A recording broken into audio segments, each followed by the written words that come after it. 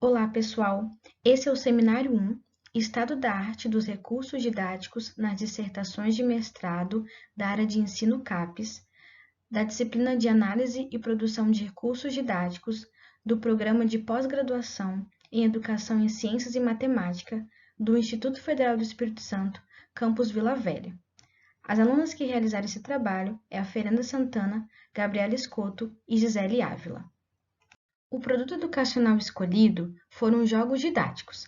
Para isso, nós precisamos entender o que são os jogos didáticos. Vamos descobrir? Os jogos didáticos são um tipo de atividade lúdica que tem por finalidade aliar o aprendizado e a fixação de um determinado conteúdo à atividade lúdica, despertando assim o interesse especial no assunto em foco.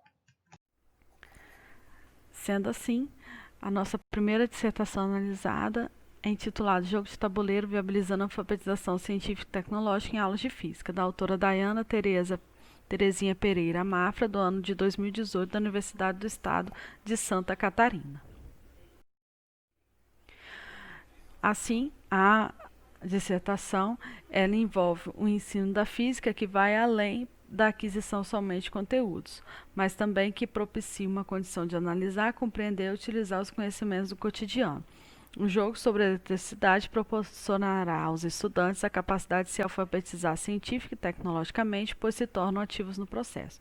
Os objetivos da dissertação é elaborar o jogo de tabuleiro, considerando os critérios que indicam se o indivíduo está alfabetizado científica e tecnologicamente, de acordo com Flores et al. 1997. Identificar os atributos da alfabetização científica e tecnológica apresentados pelos estudantes durante a execução do jogo de tabuleiro. Os conteúdos para organizar o jogo de tabuleiro envolve a eletricidade, conteúdo este trabalhava no terceiro ano do ensino da física, do ensino médio, mais especificamente as fontes de consumo de energia elétrica. Esse jogo ele serve para conhecimento e aplicação dos conceitos que abrange esse ramo da física e ainda contribui para o avanço da ciência e tecnologia e propicia aos alunos uma reflexão sobre o uso consciente da energia. Essa dissertação ela foi inspirada no jogo Banco Imobiliário. Portanto, essa dissertação envolve compra, venda e aluguel de propriedades. Digo esse jogo intitulado Metrópoles Sustentáveis. Esse jogo é composto de 4 metrópoles, onde cada estudante é responsável por uma delas. A trilha do tabuleiro é dividida em casas, que cada cor corresponde a uma atitude diferente que o jogador precisa tomar. São 5 cores: cinza, amarela, verde, azul e roxa. Parar, por exemplo, na cor cinza, o estudante tem o direito de adquirir uma propriedade para a sua metrópole. Ao parar na casa de cor vermelha, o estudante receberá os lucros provenientes da propriedade. Porém, ao parar nas casas de cores roxa, azul ou verde, ele deve retirar uma carta dessa cor correspondente à casa que ele parou e realizar a ação solicitada. Essa ação solicitada foi baseada nos critérios NSTA, que é da Associação de Professores de Ciência dos Estados Unidos, e nos comentários de Flores et al. 1997, que na realidade são situações-problemas. Essas situações-problemas. Mecanismo de validação envolve os argumentos dos alunos, além das suas ações e atitudes. Esses argumentos foram analisados segundo os atributos da alfabetização científica e tecnológica. Atributo esses organizados em autonomia, comunicação, domínio e responsabilidade. Os resultados obtidos foram separados por carta. A carta roxa, que envolve o trabalhar a energia elétrica, facilita a vida das pessoas. E aí os estudantes puderam perceber os benefícios e malefícios, então tiveram um espírito crítico e puderam desenvolver um pensamento científico tecnológico e realizaram julgamentos e se posicionaram. Os resultados obtidos foram a partir das cartas. Então, a carta azul, que o objetivo era colocar em prática os conhecimentos científicos na área de ciências, eles então obtiveram conhecimentos adquiridos nessa área, principalmente que envolve a comunicação.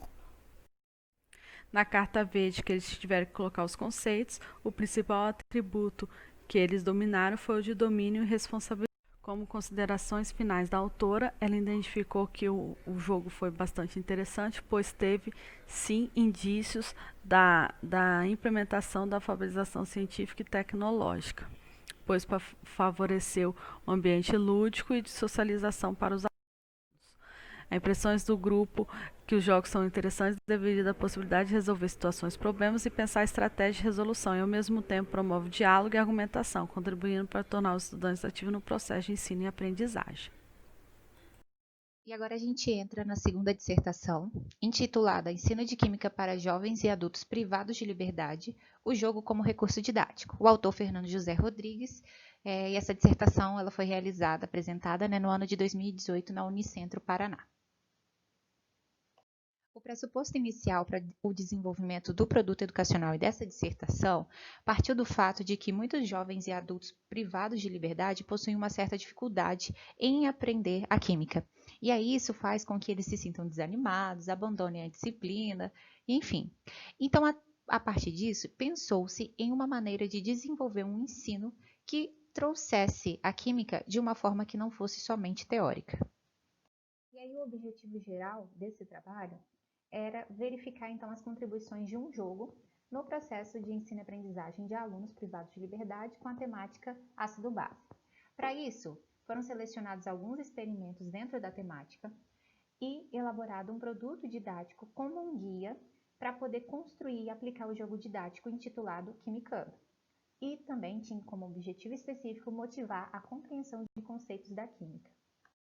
O conteúdo abordado, então, era ácidos e bases, um conteúdo de química do ensino médio, e era importante também que o professor fizesse uma aula antes da aplicação do jogo, explicando algumas teorias, definições, propriedades e principais compostos químicos.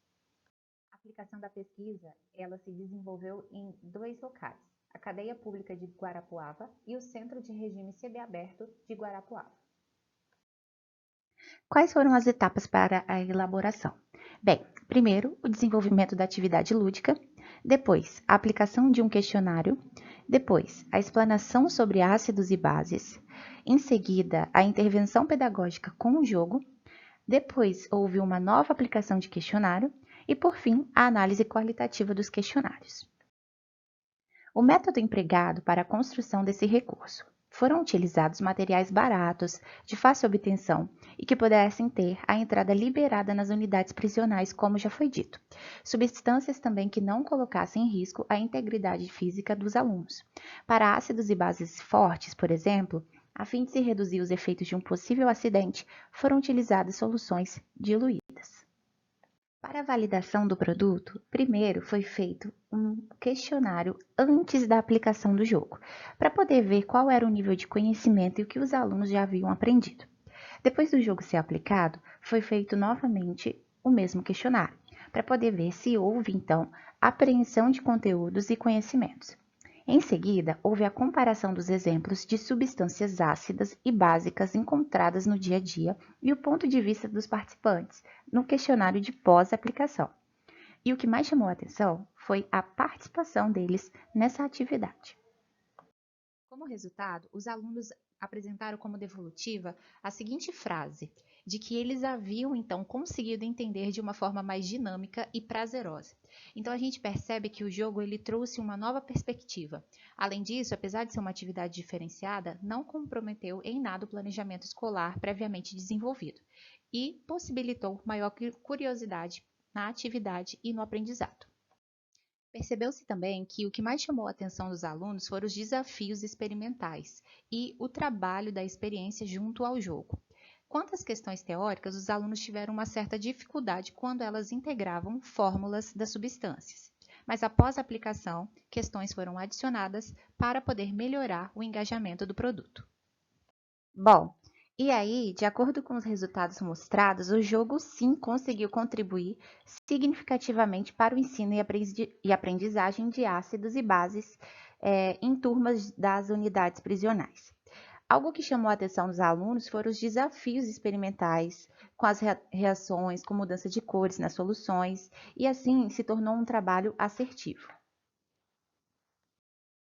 Nossas impressões a respeito desse trabalho é de que a aplicação de atividades lúdicas vai potencializar o trabalho do professor e o processo de ensino-aprendizagem, englobando então situações problemas e colaborando para que os alunos possam aprender os conteúdos, dado o contexto do sistema prisional principalmente.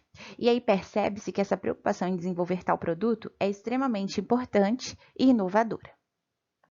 Os nossos questionamentos giram em torno da produção dos recursos didáticos como os jogos.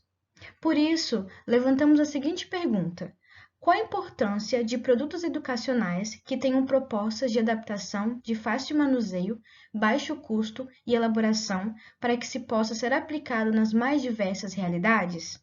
E o valor estético dos jogos influencia no processo de aprendizagem? Além disso, uma realidade vista na grande maioria das escolas brasileiras, trata-se da superlotação de turmas, o que pode dificultar o trabalho do professor e a inserção de atividades de jogos de mesa. Por isso, quais seriam as estratégias que podem ser tomadas pelo professor no momento da construção do jogo didático para superar o desafio de uma sala de aula lotada e a indisciplina? Essas são as referências usadas no trabalho. E muito obrigado pela atenção de todos.